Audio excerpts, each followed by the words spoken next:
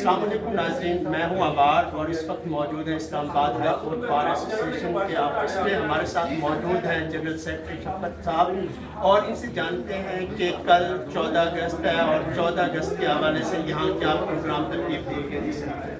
شکریہ۔ ہماری یہ روایت رہی ہے اسلام آباد ہائی کورٹ بار ایسوسیشن ہمیشہ 14 اگست کو ہم یہاں پہ پروگرام تقریب کرتے ہیں، اس میں آنریبل ججز کو بلاتے ہیں، ہمارے جو لیگل فریٹرنیٹی کے سینئرز ہمارے لائرز ہیں ان کو انوائٹ کرتے ہیں، ہماری بار کونسل کے جو ممبرز ہیں ان کو انوائٹ کرتے ہیں، اور باقاعدہ ہماری یہاں پہ فلیگ ہوسٹنگ سرمنی ہوتی ہے جس میں تمام جو ہمارے ممبرز ہیں وہ پارٹیسپیٹ کرتے ہیں۔ پھر اس کے علاوہ ہم جشن آزادی کا کیک کاٹتے ہیں، اور اس میں فیملیز بھی شامل ہوتی ہیں، اور بچوں کے لیے بھی یہاں پہ ہم ایکٹیویٹی کرتے ہیں، اور اس کے علاوہ یہاں پہ جشن آزادی کے حوالے سے تحریک آزادی کے حوالے سے جو مقررین ہیں وہ اپنے خطابات۔ سر کیا پیغام دینا چاہیں گے؟ جیسے کہ ایک نوٹیفکیشن جاری ہوا ہے کہ اسلام آباد میں جو بچے باجے اور یوتھ جو ہے ہارن بجاتی ہے، نوائز پولیوشن کریٹ کرتی ہے، شجر کاری کے بارے میں کیا کہیں گے آپ؟ شجر کی بھی ضرورت ہے۔ شجر کاری دیکھیں جی، یہ ہمارا ایک اسلامی فریضہ بھی ہے کہ جتنے بھی ہم درخت لگائیں یہ عبادت بھی ہے۔